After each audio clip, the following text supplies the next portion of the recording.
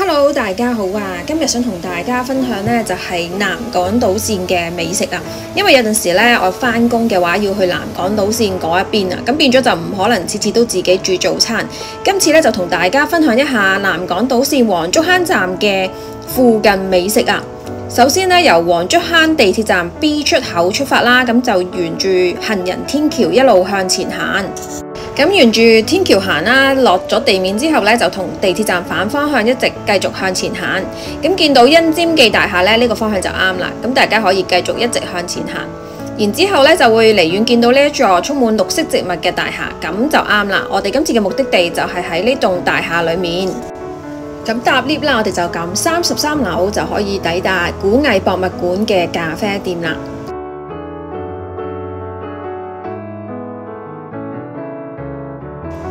咁抵達咗之後啦，其實整層都係博物館㗎，所以大家唔使驚話會去錯地方。而呢間咖啡廳裡面嘅餐點呢，就有中有西啊，有中式同西式，所以呢絕對係會有一款可以啱大家心水嘅。不過呢，醉翁之意呢就不在酒啊，因為呢間咖啡店有咩咁特別，令到我會去探店呢？原因就係佢有一個好靚嘅環境，好靚嘅打卡環境啊！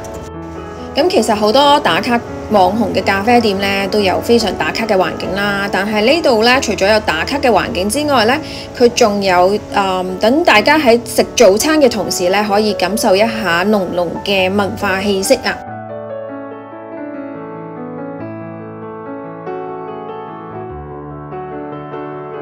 事不宜遲，同大家分享一下呢間餐廳嘅打卡環境有幾特別先。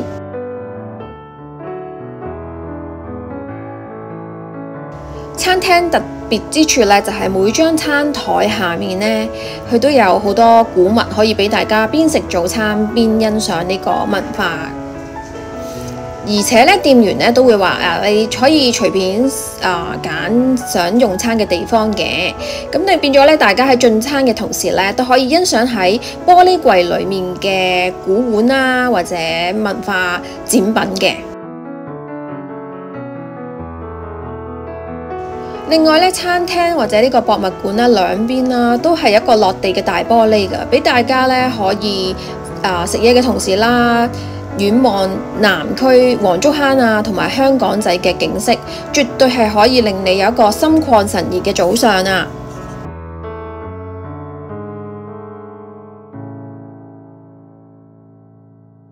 而我今朝咧就點咗一個港式早餐啊，佢就係午餐肉同埋炒蛋嘅公仔麵。午餐肉呢，佢都係厚切嘅，而且都煎得幾香口。不過炒蛋方面呢，我就覺得佢份量可能細咗少少，可能一隻雞蛋啊。另外呢，公仔麵呢，佢係港版嘅出前一丁嚟嘅。整體嚟講呢，我覺得佢嘅水準呢，不輸呢個茶餐廳㗎。仲有佢會有2條菜仔跟住添。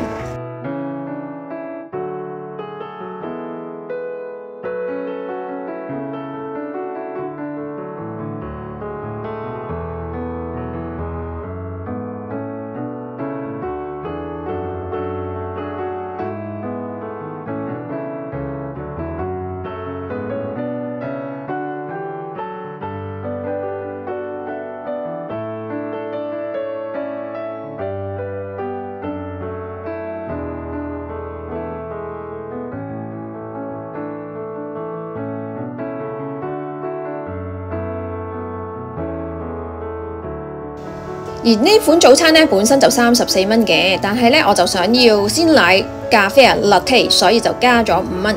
同樣地都有拉花，所以呢，感覺幸福滿滿啊！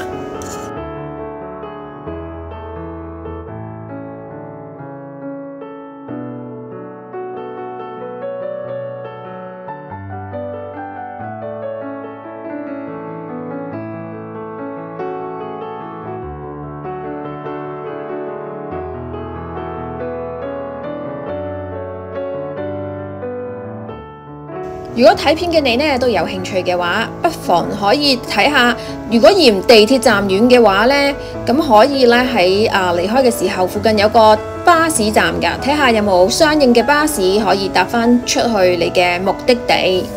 不過等巴士嘅同時呢，其實佢隔離嗰棟大廈呢都有個幾打卡嘅位㗎。如果大家有時間嘅話，都可以入去參觀下或者影下相。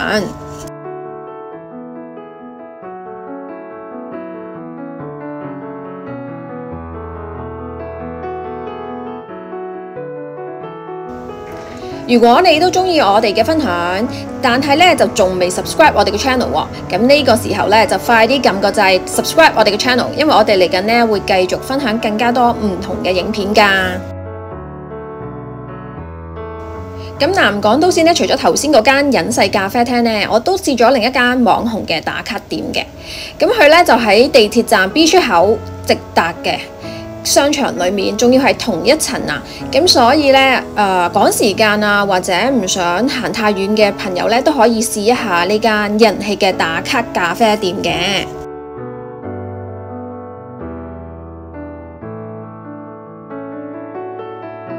雖然佢同地鐵站嘅出口係同一層啦，相當方便，但係我就感覺咧略嫌佢嘅打卡感覺就會差咗少少啦。不過咧，可能因為佢早餐有做優惠啊，凡喺11點之前咧惠顧任何食品，咁個飲品咧就可以享用半價購買啊。咁所以咧今日去嘅時候咧都見幾多人啊！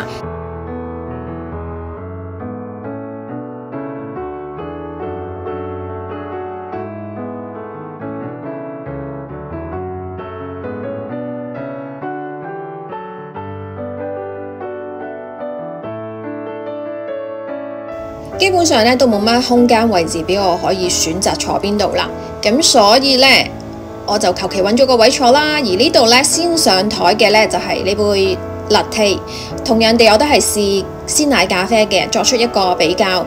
咁老實講啦，呢度嘅咖啡咧個味道的確係稍勝一籌嘅。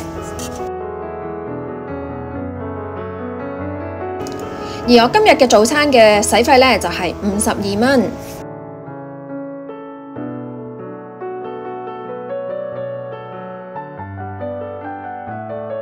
總括而言啦，我就覺得呢間係網紅打卡咖啡嘅路線嘅咖啡店啦。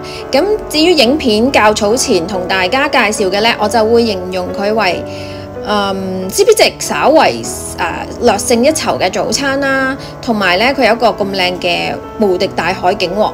所以呢，下次可能呢，我都會試下嗰邊嘅西式早餐，同大家分享返一個比較全面啲嘅比較啦，究竟係呢間網紅打卡咖啡店，定係另一間會相對地推薦俾大家？